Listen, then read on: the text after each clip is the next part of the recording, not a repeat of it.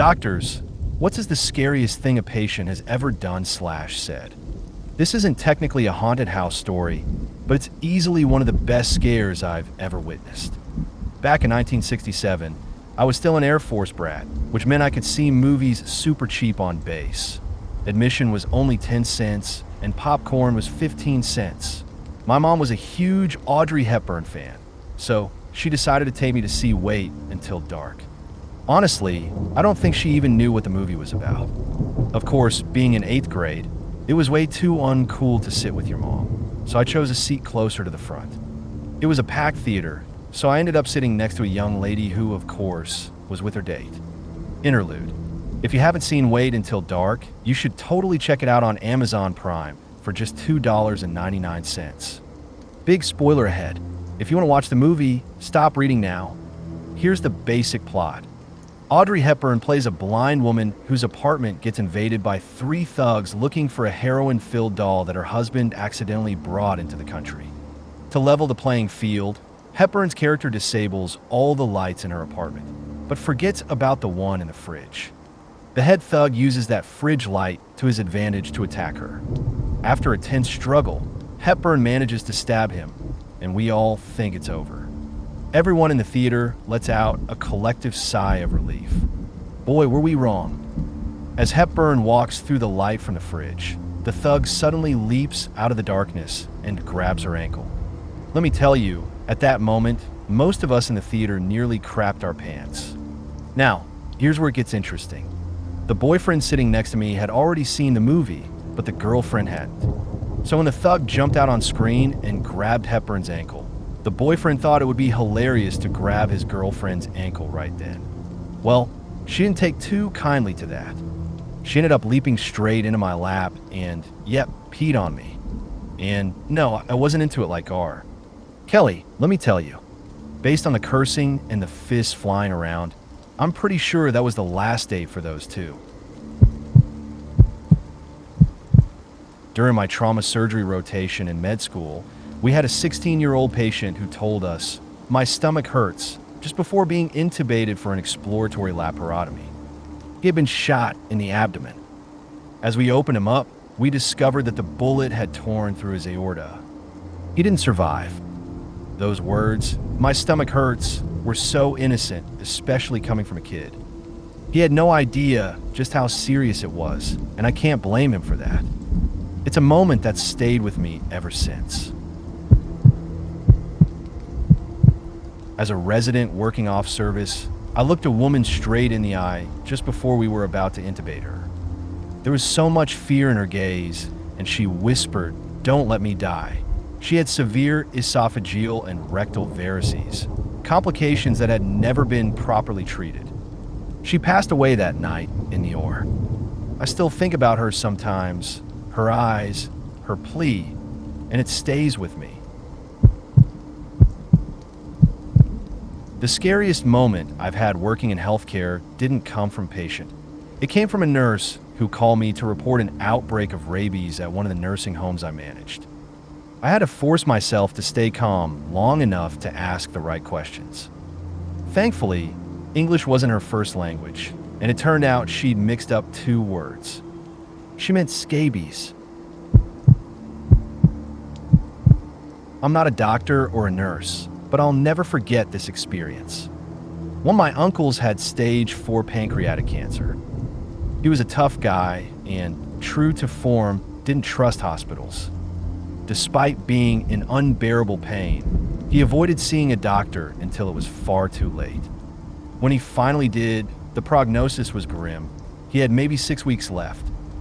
Pancreatic cancer is an incredibly painful way to die, and my uncle decided to opt for medical assistance in dying, MAID, which is legal in Canada. On the day it was going to happen, our entire family gathered around his bed. All the paperwork was in order, and the syringe filled with drugs was connected to his fore. He was heavily sedated, but he still needed to be the one to push the plunger, which he did with the help of his wife. He closed his eyes, and his breathing grew shallow and slow. After a few minutes, we thought he had passed. We stood around him, some of us saying our final goodbyes, others quietly crying. About 10 minutes later, when people started to leave, he suddenly spoke, clear as day. "Russell, wait for me." The strange thing was, no one knew who Russell was, and it became one of those little mysteries we talked about for years. Years later, after my aunt passed away, her children were going through her things. That's when I found an old photograph of my uncle as a young child, maybe 5 years old. He was sitting in a sandbox with a small dog, and on the back of the picture, in faded ink, was written Russell, 1944. The thought that our lost pets might meet us and help us cross over is something that comforts me deeply. I like to think it wasn't just a mind trying to make sense of an incredibly emotional moment. I'm not a doctor, but before my grandfather died of pancreatitis, he looked up at me and said, "Don't worry, they're already here." All of them. I'll never forget that moment. I still don't really know what he meant, but for a long time, it gave me chills. On a lighter note, my other grandfather passed not long after I walked into his room, proudly sporting a new mustache I was trying out. He took one look at it, burst out laughing, and that was the last thing he ever did. After everything life threw at him, his final moment was laughing at my ridiculous attempt at facial hair. I think about that a lot, and honestly, it's kind of perfect. Doctor here. One of the moments that's always stuck with me wasn't about what a patient said. It was her body language that told the real story. Back when I was a med student, I was working in the ER in a city known, unfortunately, as a hotspot for human trafficking. I noticed a woman with a serious facial injury accompanied by a man who gave off a bad vibe, controlling, intense, and clearly not a relative. She wasn't my patient, but something about her posture, her silence, and the way she avoided eye contact set off alarms in my gut. I mentioned my concerns to her attending physician, who made up a reason to speak with her alone. Turns out, she was being trafficked. She was able to get help because of that intervention. I never spoke with her directly, but I'll never forget the feeling that something was deeply wrong and the quiet, powerful way she told that story without saying a single word. "Doc, I can't wait to have this baby. We're finally getting our baby girl. Now I can stop trying." It was the end of my shift during my final year of hospital rotations when the attending called me into the OB ultrasound room. We'd had a smooth day, and I figured one more patient wouldn't hurt, especially since everyone had been in good spirits. The attending pointed at the screen and asked, "Do you see the heartbeat?" I thought she was testing me, as attendings often do with med students. But no matter how hard I tried, I couldn't find it. Embarrassed, I apologized, assuming it was just my lack of skill. But it wasn't a quiz. They had brought me in as the second provider to confirm the absence of a fetal heartbeat. The baby, 8 months along, had passed away. I've never wanted to be more wrong in my life. When I was left alone with the mother, she tried to stay composed, repeating that she had 3 children at home, as if reminding herself she was still a mom. But you could see the devastation in her eyes. Then she said quietly, "I guess I was right. This was going to be my last baby." And she walked out of the room. I was on call again the next day and ended up being with her through pre-op, the delivery, and recovery. I'll never forget her. Some patients etch themselves into your memory, and she's one of them. It was my first month as an intern. At that point, I knew how to ace medical exams, but when it came to handling real patients, I was basically clueless. I was the only doctor on night shift at a VA hospital when a code green came over the speakers, our code for a combative or hostile patient. I jogged down the hall and rounded a corner to find Mr. S, a patient I had admitted just a few hours earlier. He was sundowning, an agitated, confused state common in elderly or demented patients at night, especially in unfamiliar environments like hospitals. He stood in the hallway, clutching a jagged piece of broken glass like a knife, yelling incoherent threats and F-bombs, demanding to go home. Honestly, same. Two police officers were in front of him, one with his hand on his gun. Nurses and techs lined the hallway. The TVs were on. The overhead music was blaring, fluorescent lights shining. Total sensory overload. And every eye in that hallway turned to me, the youngest, least experienced person there. "So what do you do?" I took a breath and greeted Mister. That's like it was any other day. I didn't acknowledge the glass or the chaos, just started a calm, friendly conversation. I asked the cops to leave. Then I asked the nurses and techs to clear out. We turned off the TVs, the music, and some of the lights, lowered the volume on the entire environment. And then, in a quieter hallway with just the charge nurses and me, we waited. Eventually, the glass slipped from his focus as we talked about his wife, about fishing outside the city, normal things. Once the danger had passed, we gave him a small sedative just to help settle him. I'm still not sure if that was the right call. But the next day, we got him home. I'll never forget how much more powerful patience and presence were than anything I'd learned in a textbook.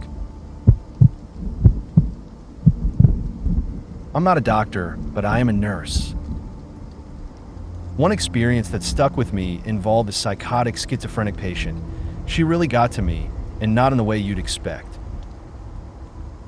She had been screaming and threatening to kill me just moments before, completely consumed by her episode. Then, as she sat down on the commode, everything shifted. She looked at me, calm, almost eerily so, and said in the most flat, monotone voice, "I am sorry. I know I'm not well and that I'm being mean to you. I'm in hell and I don't know how to get out." That moment has never left me. It was like for just 10 seconds, she slipped out of the storm and spoke from somewhere deep inside. It broke my heart and changed the way I see all my psych patients. That flash of clarity made me more empathetic than any textbook ever could. I got a story that stayed with me. I'm a psychiatrist, and I happen to have a distinct appearance. One that's uncommon enough that people often tell me I look like anyone with vaguely similar skin tone or hair color, even when I can't see the resemblance myself. Fast forward to my intern year. A patient was brought into the ER after being found severely hypothermic, so much so that he was initially pronounced dead. Incredibly, he was resuscitated, but no one knew who he was. As he began to recover, he started showing clear signs of psychosis. That's when the primary team called psych, and I was sent in for a consult. The second I walked into his room, I froze. Lying there was someone who looked almost exactly like me. Same facial structure, same hair, same general build, but he looked like a version of me who had lived a much harder life. His face was worn down by what looked like years of drug use and homelessness. The resemblance was disturbing. As I began the evaluation, he locked eyes with me, an intense, unwavering stare, and said, "I am you." That was all he would say. Every time I visited over the next 3 days, no matter what I asked or how I approached it, he just repeated, "I am you." And I'll be honest, as a sleep-deprived intern, it seriously messed with my head. Here was a man who had literally been declared dead a few days earlier, now looking like some alternate universe version of me, repeating that one sentence like a mantra. It was deeply unsettling. Eventually, as the meth-induced psychosis began to wear off, I managed to break through. I told him we couldn't discharge him without an identity, and that we needed something, anything. Finally, He gave me his social security number. When we ran it, it turned out he had multiple warrants in other states. Even now, years later, I still think about that encounter.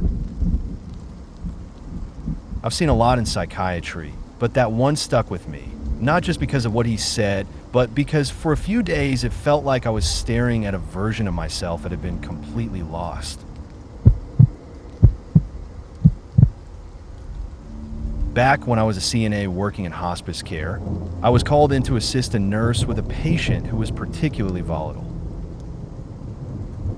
The woman was an alcoholic and chronic smoker who had developed lung cancer while battling both renal and liver failure.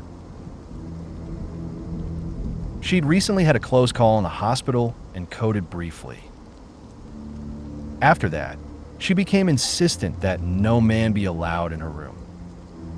When I arrived, the nurse filled me in on the situation. It wasn't just any man she didn't want, it was a specific man. The problem was, no one could figure out who he was. Her son hadn't spoken to her in over a decade, save for one visit just before her near-death experience in the hospital. Her father was long gone. She had no brothers or uncles. Her husband had died tragically years before. And yet, she was adamant about not letting this particular man in. As we waited for her to pass, the unmistakable death rattle filled the room.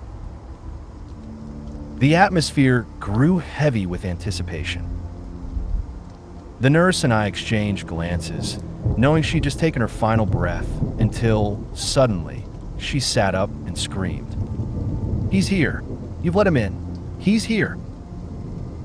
Her eyes were wide with terror, her skin drained of color, and her whole body trembled. She stared at the corner of the ceiling, her gaze fixed on something we couldn't see. We tried to calm her down, reassuring her that no one was there. But in a quiet, shaky voice, she whispered, "He knows. He's smiling because he knows." Then, just as suddenly, she relaxed and closed her eyes. Within minutes, she let out one final rattling breath and was gone. A few months later, I worked with that same nurse again. She told me that when she called the woman's son to inform him of his mother's passing, he revealed something chilling. He said that during their last conversation, he had told his mother that he'd prayed the devil would come and take her. Apparently, their final exchange had been one where she tried to shame him into caring for her in her old age, using God as leverage. Whether the woman had been hallucinating or truly saw something sinister, I'll never know. But the nurse seemed to believe that what the woman had seen was the devil himself. She swore that she was done with end-of-life care and would never work in hospice again. She'd seen enough.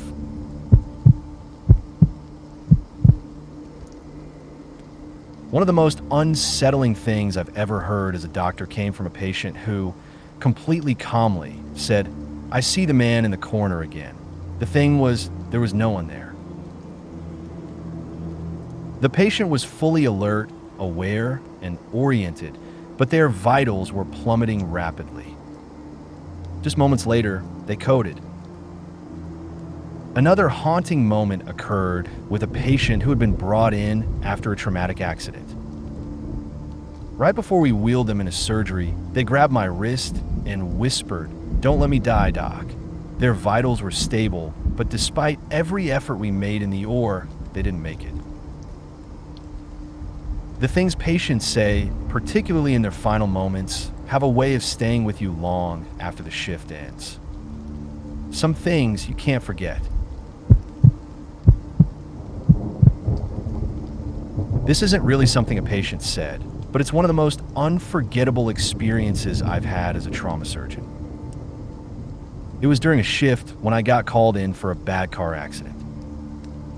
When I arrived, the team was already doing CPR on the patient. We worked to stabilize her, and eventually we got her back, just enough to get her to a CT scan. While all this was happening, another trauma case came in. It turned out to be the husband of the woman we were working on. My PA went to check on the new patient, and when she returned, she was as pale as a ghost.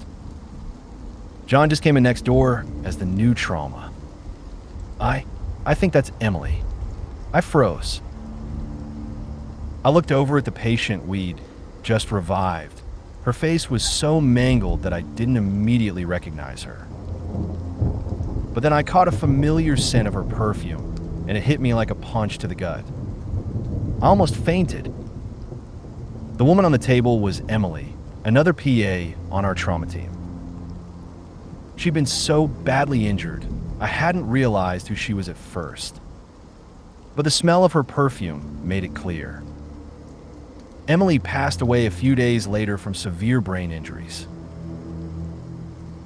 The words, "I think that's Emily," are forever burned in my memory, and they're one of the top 3 reasons I don't do trauma surgery anymore.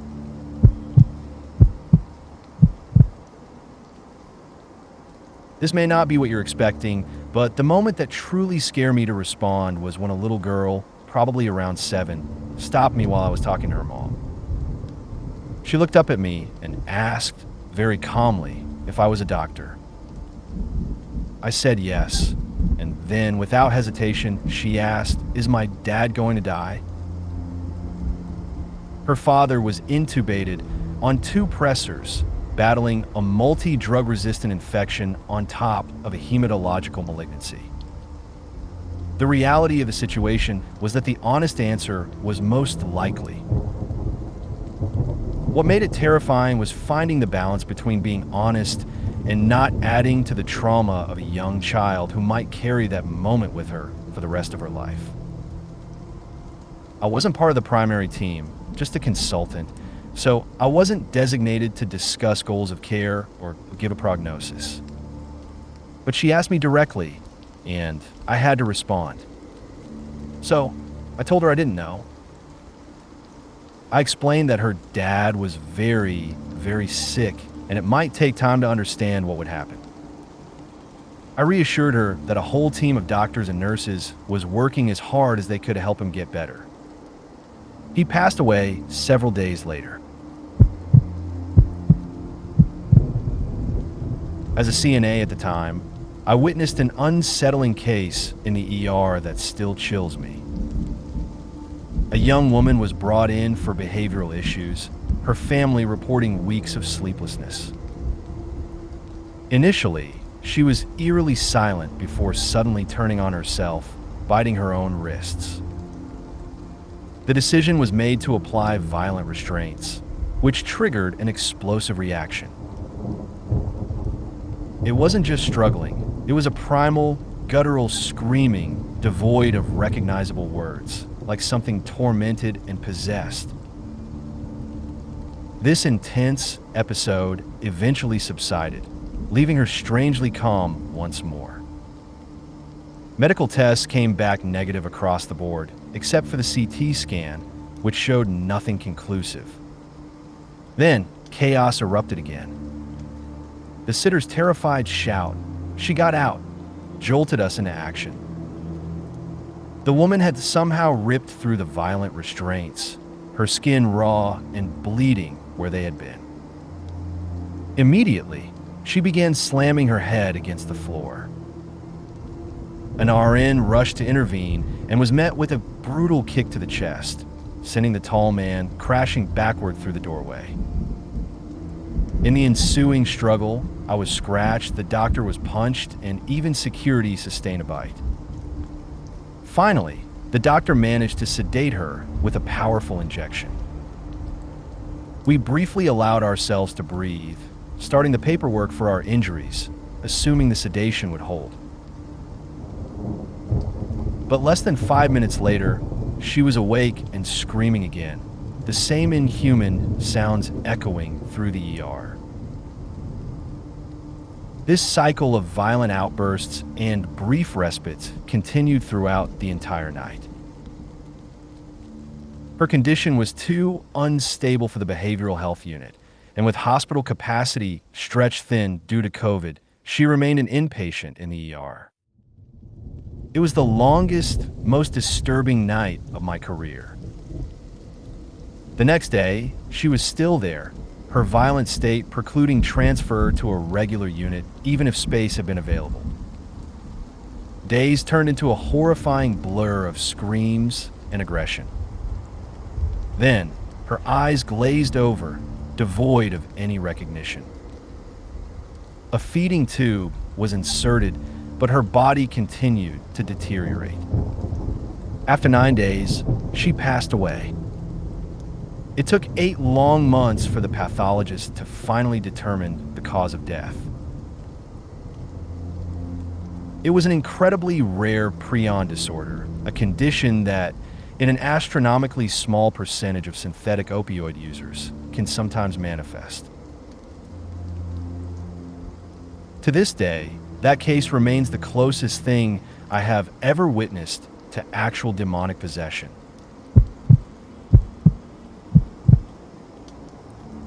I was just a very new intern working in the ED when I was asked to see a young woman. The triage note next to her name read self-harm. I took her into a consult room, trying to get a sense of what was going on. I started asking her the usual questions, but then she said something that threw me off. I think someone was in my room last night. At first, I thought it was an odd way to begin talking about self-harm, so I responded, "Oh, okay. Why do you say that?" Without saying a word, she lifted up her shirt. My stomach sank as she revealed the words "help me" carved into her abdomen. The cuts were thin, made with what appeared to be a razor blade, but each letter had been gone over so many times that the wounds were deep and still fresh, with blood dripping from them.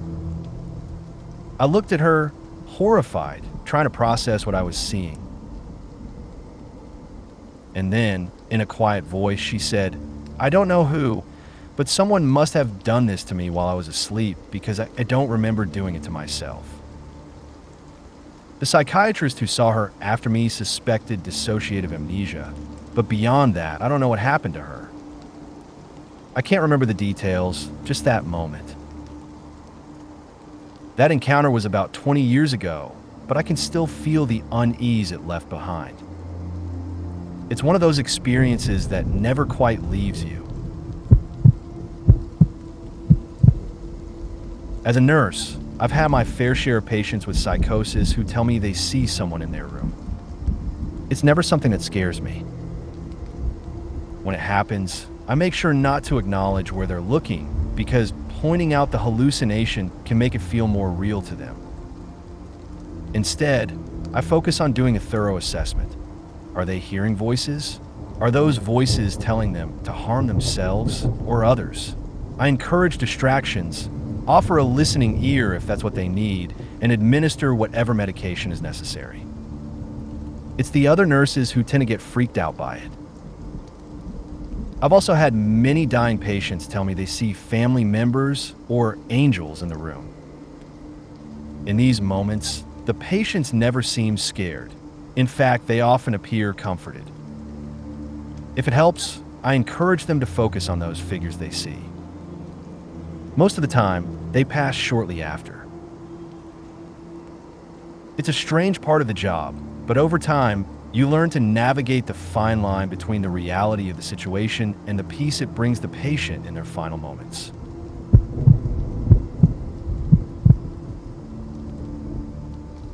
Before I begin, let me preface this with what I always tell anyone outside of healthcare who asks about stories like this.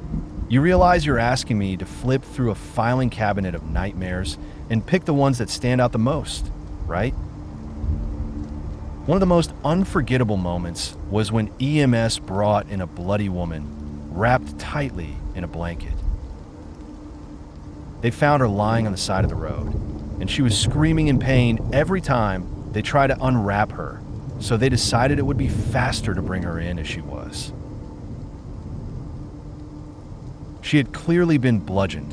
Her clothes were soaked in blood, and it was hard to even tell where the blanket began and where her injuries ended. After getting her vitals and trying to make her feel comfortable, She was still partially covered and quietly muttered him while glancing to the side. Slowly, I pulled the blanket back and found a bloodied child lying beside her. I don't really remember what happened after that. I think I've suppressed that memory. Another one that haunts me was a large psych patient I had to settle. He was eerily calm, just sitting there smiling at me. I was getting him settled when, out of nowhere, he made a threat so quiet I barely heard it. Before I could process, he started moving toward me, and cops had to restrain him. Afterward, I found out the terrifying truth. They had found him lying with his mother, but her head was in the other room, next to his machete. The last one that comes to mind is an overdose patient who was hooked up to everything, supposed to be very sick, but asleep when I started my assessment. I was alone in the trauma room, working quietly, when all of a sudden, the patient's eyes opened.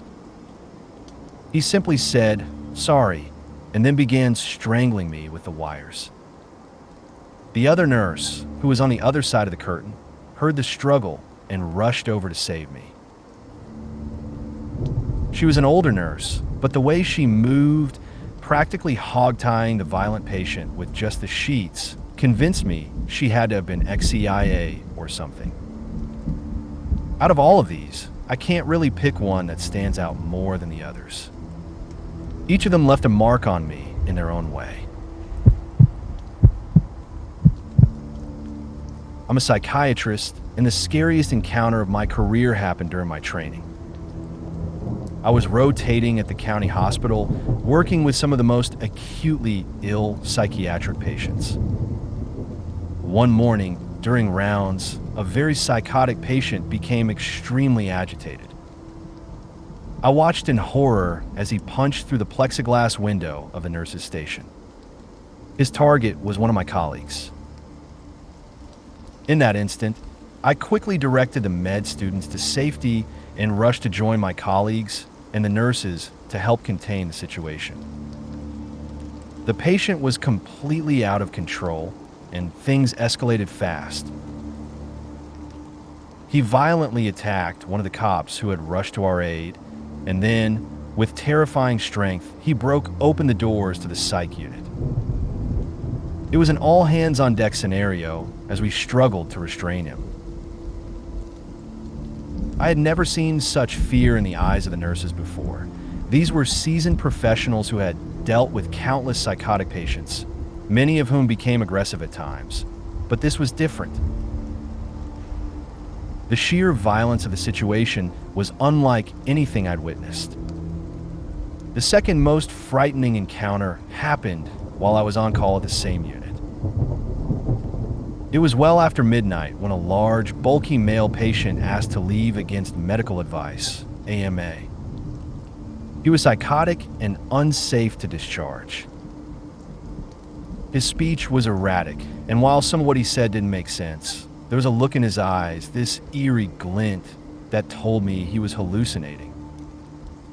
I instinctively backed away and slipped into the nurse's station, just as he became agitated. A second later, I realized how close I had come to being assaulted. The patient started banging aggressively on the plexiglass, shouting incoherently. The situation could have escalated in an instant, and I had narrowly avoided being caught in the middle of it. I'm not a doctor, but I once witnessed a nurse come incredibly close to being beaten to death at a hospital I worked at. The patient involved was known for violent behavior, but no preventative measures were taken to address the risk. One day, a nurse went into the patient's room to administer medication. Without warning, the patient attacked her, launching himself at her and repeatedly slamming her head into the floor. One of the other staff members heard the nurses scream and, upon seeing the amount of blood, feared she had already been killed. In a panic, the staff member rushed in, kicking the patient as hard as she could in the head to get him off the nurse. She then managed to drag the unconscious nurse out of the room.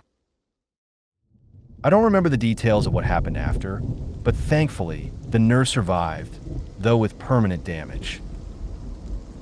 It's one of the most harrowing incidents I've ever witnessed, and it stuck with me.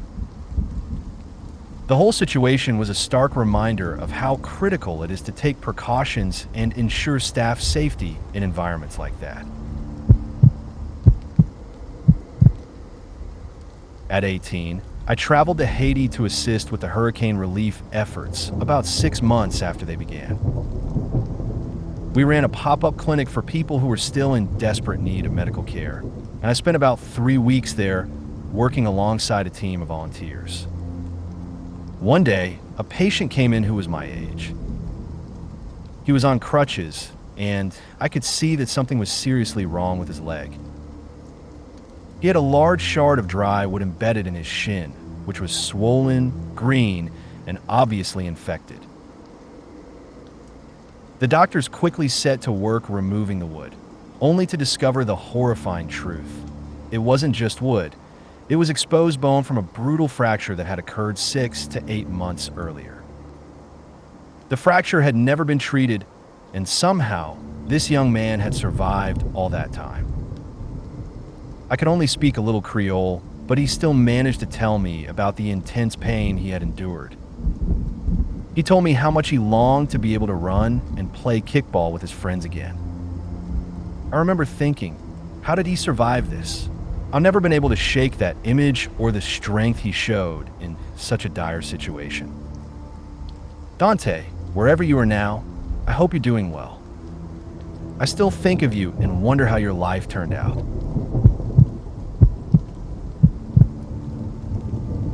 During my initial year of psychiatric residency, I encountered a 19-year-old male patient who battled depression, requiring admission to my ward on a couple of occasions.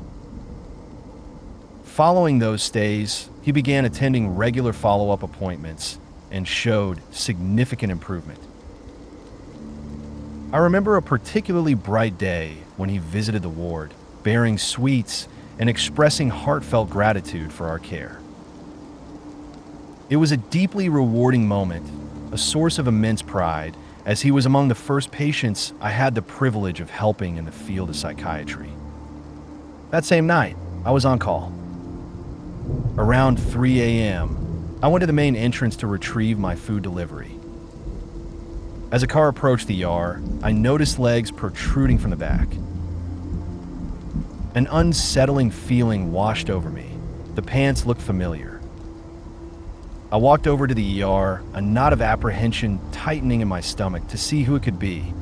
It was him. He had taken his own life that very night. No one had suspected it. Not his family, not us. The memory of his gratitude, the sweetness he shared, juxtaposed with the stark reality of that moment, still haunts me sometimes. I had a patient in my ICU who had been with us multiple times before. She'd come in, stabilize, and then go to a skilled nursing facility, SNF, for a while. After some time, she'd get sick again, come back to us, get better, and return to the SNF. It became a routine cycle for her, back and forth time and time again. Just to clarify, this wasn't the fault of the SNF. It was all due to her disease process, which was expected and inevitable. One day, she was back in my care, and the doctor had already arranged for her discharge back to the SNF. She was alert enough, still a little confused, but could tell me where she was, why she was there, and even what year it was. She was with it, but there were moments of confusion. As we were talking, she looked at me and said, "I'm going home today." I clarified that she wasn't going to her house, but back to the SNF, and she waved me off, insisting, "No, I'm going home. Not back there, I'm going home." Her family came in, and the same conversation played out. They tried to explain that she wasn't going back to her house, but she would still say, "Yeah, I'm not going to my house. I'm going home. People walking past her room, strangers, she'd wave them down, happily announce, I'm going home today, and ask them to say goodbye and give me a hug. She was just so cheerful about it. In the middle of me explaining, yet again, that I was sending her back to the SNF and not her home, transport arrived to take her. As I was packing up her things, she suddenly went quiet. Her eyes rolled back in her head, and she went into asystole. She flatlined. She died right there in front of me. Looking back, I should have caught on to something. She was devoutly Christian, and in the church, death was often described as being called home. She was telling us the whole time, but we didn't understand it. She wasn't afraid. She was content, ready, and even joyful about saying goodbye to everyone, even to strangers. She went home. She knew exactly what was happening, and she was at peace with it. She made her exit on her own terms and left us all with a lesson in the quiet certainty of letting go. I'm a nurse, not a doctor, and I work in a pediatric cardiac ICU. In our world, things can go from stable to life-threatening in the blink of an eye. Kids can look fine one moment, and the next, they can just stop compensating and crash without warning. One shift, we had a 3-year-old patient come in with a heart rate in the 210s. We tried everything we could to bring it down, but nothing seemed to work. We'd administer medication, and her heart rate would normalize for a brief moment. Then, almost immediately, she'd flip right back into SVT and tachycardia. She kept drifting in and out of sleep, waking suddenly in terror, screaming in fear, then struggling to stay awake until she nearly passed out from exhaustion. It felt like we were caught in an endless cycle, and I had this awful gut feeling about her. I raised my concerns to the team to make sure we weren't caught off guard if things took a turn. As we were nearing the end of my shift, she woke up suddenly, screamed, and collapsed. No pulse. No breathing. She went into full arrest, and we had to rush her to ECMO. It was terrifying and heartbreaking. Another shift, I had a 3 or 4 month old patient who was fussy from the moment I started my shift. He was crying uncontrollably and kept slipping in and out of atrial tachycardia, which we've been managing with medication, but he seemed stable otherwise. He'd had an 4 leak overnight, just a small amount of fluid, but enough to irritate his skin. I asked for a dose of pain medicine, thinking maybe he was uncomfortable, but it didn't help. He kept screaming. I had 2 patients that day, so I remember checking in on the other one, giving meds, and doing my assessments as quickly as I could, all while keeping an eye on the little one. I warned the parent, telling them I might get busy next door, just a gut feeling. Sure enough, as I was finishing up with my other patient, I glanced over and saw that my fussy baby's oxygen saturation had dropped into the 60s. I rushed over, slapped oxygen on him, called for a provider, and when I listened to his chest with a stethoscope, I realized he wasn't getting any blood flow to his lungs. It was a close call. We nearly had to crash him to ECMO. Thankfully, we managed to emergently intubate him and got him to the cath lab, where they stent open the structures to restore blood flow to his lungs. He pulled through and was discharged a week later with no residual effects. Panicky babies make me panic. It's a feeling I never get used to, but you learn to trust your instincts and do what you can to stay ahead of the crisis. Just to clarify, I'm not a medical professional at all. But I was once a patient in an ER after I gave myself a concussion at summer camp. It was around midnight, and I was sitting there with a couple of counselors and a fellow camper who had come with me. We were in a small, quiet ER in a rural town. The place was eerily calm until we heard a voice from the other side of the curtain. It was soft, almost whispering, and it said, "I'm still here." None of us had realized there was another patient in the room, so we all just froze and exchanged a few nervous glances. Then the voice came again, this time stretching the words out. "I can hear you." That was it. No more words. Just silence after that. Looking back, I know it's probably not as creepy as some of the stories I've read, but at the time, as a teenager, it was definitely unsettling. That moment stuck with me more than I care to admit.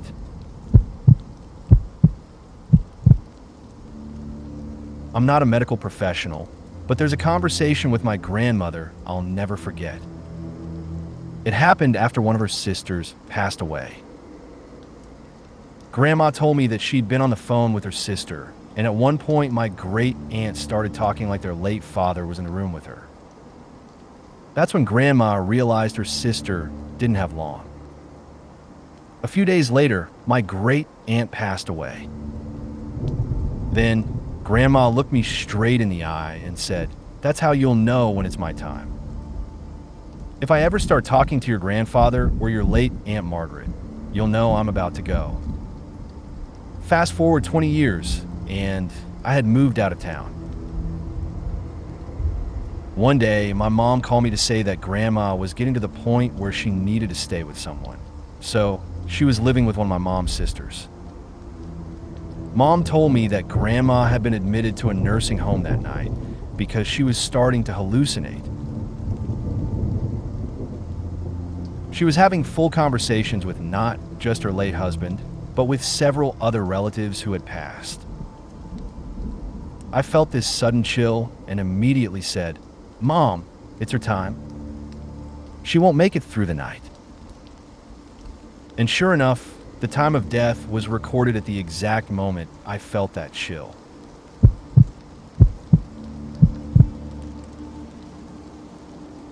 During my psych rotation as a third-year student, I was assigned to interview a young guy who had come into the ER. He was a big, muscular guy, physically imposing. I couldn't get him to say much at first, and then, out of nowhere, he walked over to me in the small room and pulled the pins right out of my coat pocket. For a split second, I picture myself being stabbed in the neck, like Joe Pesci in Casino, and my heart raced. But instead of doing anything violent, he just walked back and sat down. I stayed calm, but I quickly left the room and went on to other tasks.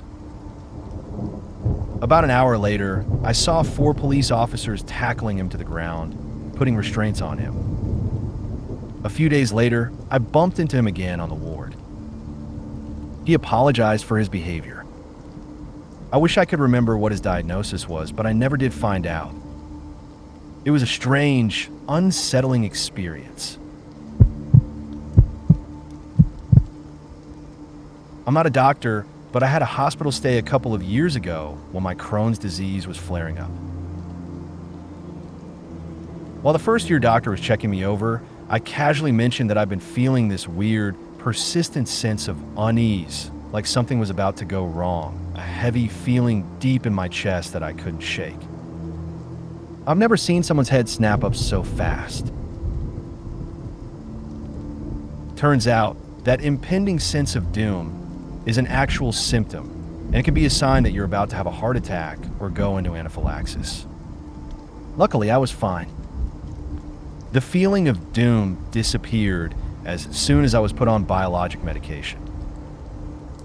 It was a strange experience, but definitely wild to learn how significant that feeling could have been.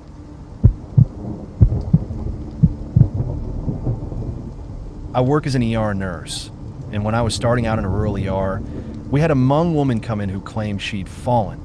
But when I looked at her, I could see something wasn't right. Her ear was missing, and there was a clear human bite mark on her cheek. She refused to explain what had really happened. She was with a group of friends who seemed just as shocked and confused, so I pulled them aside and asked, "Who bit this woman?" One of the guys responded, "A cat." Before I could stop myself, I blurted out, "What, like a tiger?" That was enough to make him retreat into himself. She didn't open up to the police either. She was flown to a hospital with plastic surgery specialists, and as luck would have it, I knew the nurse who took care of her there. The plastic surgeons also asked her what happened, but still no answers. I've always suspected it was a scorned lover from within a tight-knit community, and they all covered for him. The thing that really stuck with me, though, was driving home at 3 a.m. through that tiny town, knowing that guy was still out there. That thought really stayed with me. While I was a first-year nursing student, I was working in a hospital as a nursing extern, basically a nurse's aide. We had a patient who had a mental disorder. He was a very odd guy, but sweet nonetheless.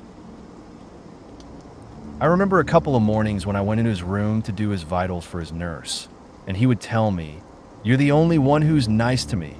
Everyone doesn't like me here." I could hear the nurses talking about him, sometimes criticizing him, and while some of it might have been justified, it was still unkind. Anyway, this patient had an ostomy. If you don't know what that is, it's a surgically created opening in the abdomen to allow waste to leave the body. And as a first-year nursing student, I knew absolutely nothing about them. At this point, we were still learning how to wash our hands in school, but I did notice that his ostomy pouch was always empty. It never collected any waste. I thought that was odd. His stomach was also extremely distended. I'd check on him and mention it to his nurse multiple times over the week, but each time I was made to feel foolish because they'd say they were already checking it. Long story short, I came in for my next shift to find out that he had a blockage.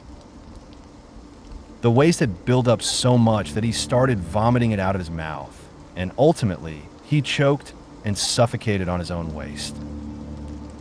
He was a DNR, do not resuscitate, and was very sick to begin with, but it didn't have to end this way. I think about him often, and I feel a deep sadness when I think about how abandoned he must have felt at the hospital, especially knowing this was the outcome. It still haunts me. I was caring for a 16-year-old girl with metastatic, relapsed Ewing's sarcoma. After we explained to her parents that there was no cure and recommended comfort care, I usually let the family decide whether they wanted to tell their child or if they wanted me to. This family asked me to break the news, as we had developed a good relationship. When I told her, after explaining everything, she looked at me with such terror in her eyes and asked, "Am I going to die?" That was the hardest day of my career so far. She passed away peacefully and comfortably, and I am proud that I was able to give her that. But I'll never forget the way she looked at me, and I think of her often. I was on the unit when a mother found out that her 6-year-old daughter had been pronounced dead. I wasn't involved with the case or in the room, so I don't know the details, but it was some sort of severe autoimmune issue. I still can't forget the sound of that mother scream. It was haunting, one of those sounds that sticks with you. My great-grandmother was a hospice volunteer, and she had so many clients who would talk about being visited by loved ones who had already passed away. So many, in fact, that she became a firm believer in it. She was almost fascinated by the idea of death, in a way. When her time came this January, her son told me that she had been hallucinating cats, dogs, and people who weren't alive anymore. I don't think she was hallucinating. I believe that when you die a natural death, you're visited by those who've gone before you, and deep down, you'll want nothing more than to go with them. I remember one of her clients who, while I was living with her, said, "Oh, everyone's here, so I guess I have to go now." She said it so cheerfully, like someone standing in a cheese shop, and then, just like that, she closed her eyes and was gone. I like to think Grandma went with her people too. And now, I can't help but hope that when it's my turn, at least my dog will be there. He has this way of screaming when he hasn't seen me in a while. I think it'll be okay.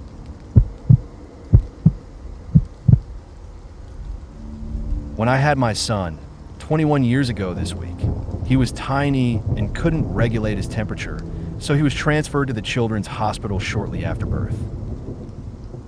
While making the daily trips there, I grew close with another mother whose son had been born the same day.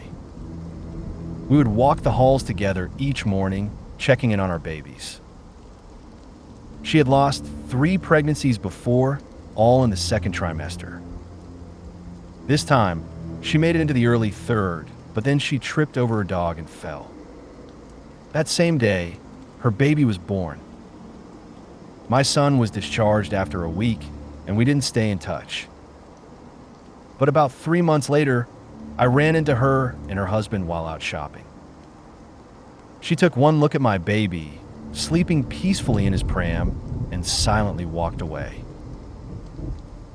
Her husband stayed behind and gently explained that their son had passed away at just 10 days old. Every year around my son's birthday, I think of her. She wanted nothing more than to be a mother. I still hope, with all my heart, that life gave her that chance in the end. Some people deserve the world, and life can be so unbearably cruel.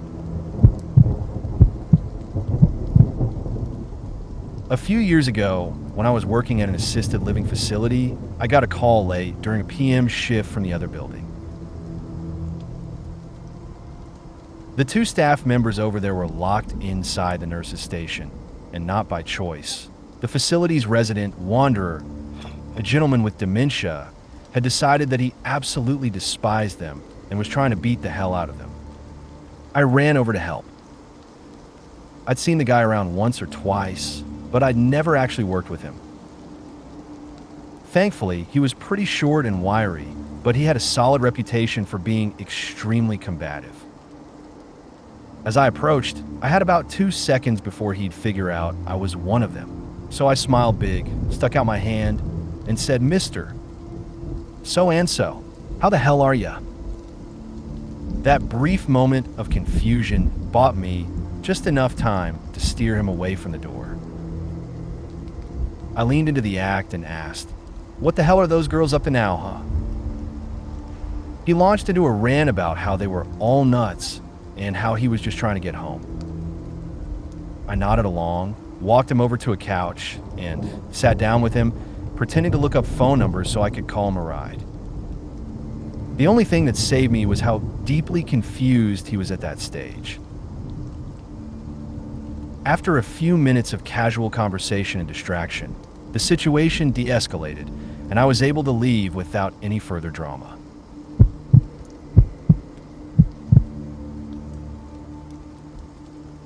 My grandpa passed away in 2001, and in the last hours when he was still mostly coherent, he was clearly agitated, restless in a way we hadn't seen before.